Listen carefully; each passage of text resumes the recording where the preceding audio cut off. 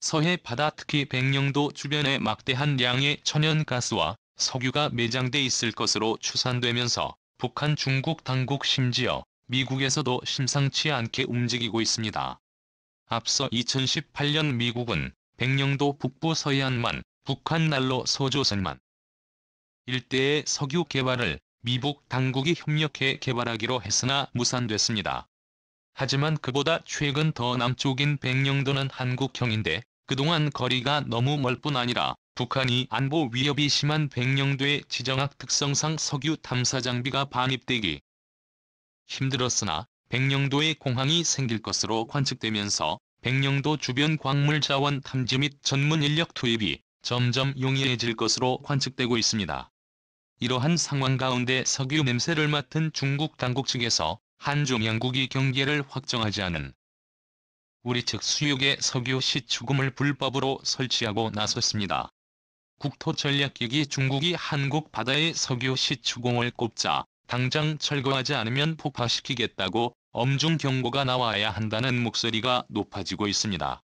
지난 3주 전 서해 바다에서 한미연합군이 항공모함을 동원한 해상공중훈련을 진행한 이후로 중국 당국이 서해에 우리나라 제2관구의 석유 시추공을 꼽았습니다. 나날이 높아져가는 석유와 천연가스를 채굴하기 위한 시설로서 서해 바다에는 이미 막대한 양의 석유가 나오고 있는 상황입니다. 중국 쪽의 바레맘과 북한 쪽의 서조선만 일대에서는 막대한 양의 석유가 채굴되면서 북한이 속만 깔고 있는 사이에 중국 당국이 모든 석유와 천연가스를 채굴해가며 서해의 알토란 같은 석유와 천연가스가 족족 중국에 의해 빨려나가는 상황입니다. 이러한 상황에서 아직 경기가 미확정된 우리 바다인 제2관 곧 수역 바로 앞에 중국 측에서 이번엔 제대로 석유 시추공을 꽂고 있는 상황입니다.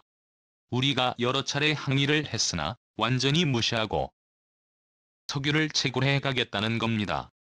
때문에 일각에서는 즉각 철거하지 않으면 현무미사일을 동원해 폭격을 해야 한다는 목소리가 높아지고 있습니다. 군사적으로 나와야 한다는 이유는 이곳이 아직 경과 없는 잠정 수역 즉 우리의 바다로 볼 수 있을 뿐 아니라 중국은 석유 시추 장비를 군사시설 오프쇼어로 활용해 한미연합 당국의 군사활동 동태를 감시하고자 한다는 보고가 나오고 있기 때문입니다. 이러한 중국 측의 시설을 철거하지 않으면 각종 사드와 같은 군사장비 레이더를 동원해서 우리나라 산업시설이 밀집한 서해안, 평택 일대에 집중 공격을 가할 수 있어 매우 위협적인 상황이 연출될 수 있습니다. 현재 중국 당국은 서해에 124도선을 수직으로 일방적으로 그어놓고 백령도 바로 앞바다까지 자국의 영해처럼 선을 그어버린 상황입니다. 한국이 훨씬 해안선이 복잡하고 더 많이 튀어나와 있는데 바다의 면적은 형편없이 적은 상황인데요. 중국이 인구가 훨씬 많은 이 124도 이후로는 한 채도 양보할 수 없다는 입장입니다. 124도 섬과 가까운 백령도에는 매일마다 중국 해군의 대형 군함이 등장해서 사실상의 무력 시위를 하고 돌아가는 사상 초유의 지경에 이르는 상황입니다. 전문가들은 만약에 이번 석유 시추공 사태에서 한국이 한 발 물러나거나 고개를 숙이게 된다면 한국은 백령도 앞뿐 아니라 124도선의 일렬로 중국 당국의 해상 오프쇼 감시 장비가 설치될 수 있을 것을 경고하고 나섰습니다. 서해 바다는 수심이 깊지 않기 때문에 석유 시추공이라는 명목으로 124도선을 따라 일렬로 해상 말뚝을 박는 것이 가능하고 한국과 미국을 상시 감시할 수 있게 되는 상황이 만들어지고 있다는 건데요. 이미 제7관구 인근 동진 하해에서는 중국 당국의 해상 석유 시추공이 너무 촘촘하게 박혀있어 선박들의 통행까지 불편한 수준으로 밀도 높게 설치돼 있는 상황입니다.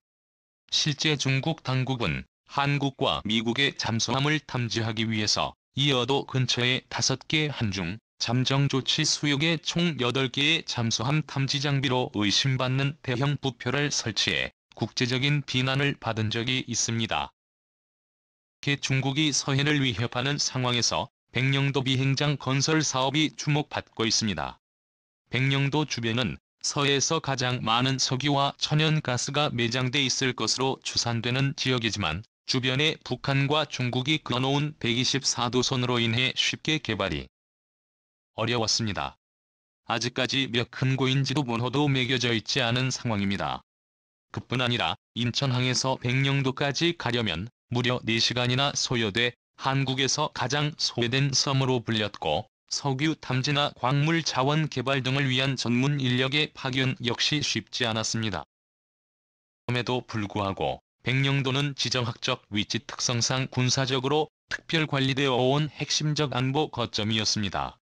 그런데 최근 백령도의 비행장 건설 계획이 탄력을 받으면서 우린 2025년에는 착공을 하여 2017년에 운항이 가능하도록 시도하고 있습니다.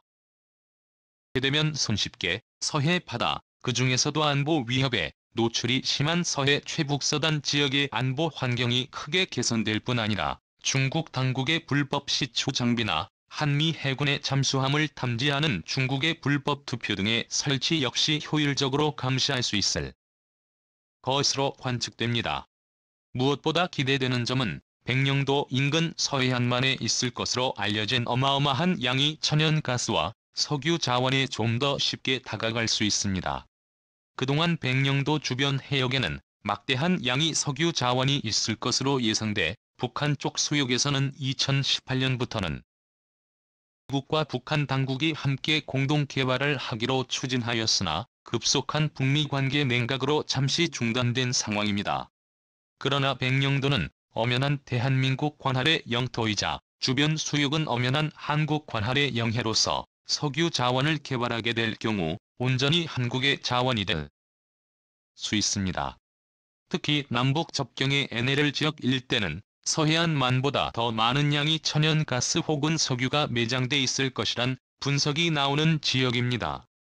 대해에서는 공룡 발자국 화석들이 쉽게 발견될 정도로 지질학적으로 석유와 천연가스가 발견되기 쉬울 뿐 아니라 항공위성 관측 장비로 천연자원 매장 규모를 알 수 있는 구소련의 탐지 장비로도 서해안 일대에 막대한 양의 석유가 매장돼 있다는 보고가 나오고 있는 상황입니다. 이러한 상황에서 갑자기 중국 측에서 아직 한중 간의 경계가 확정되지 않은 우리제에 광고 부근의 석유 시추공을 고보면서 서해안 일대에 엄청난 긴장감이 형성되고 있습니다.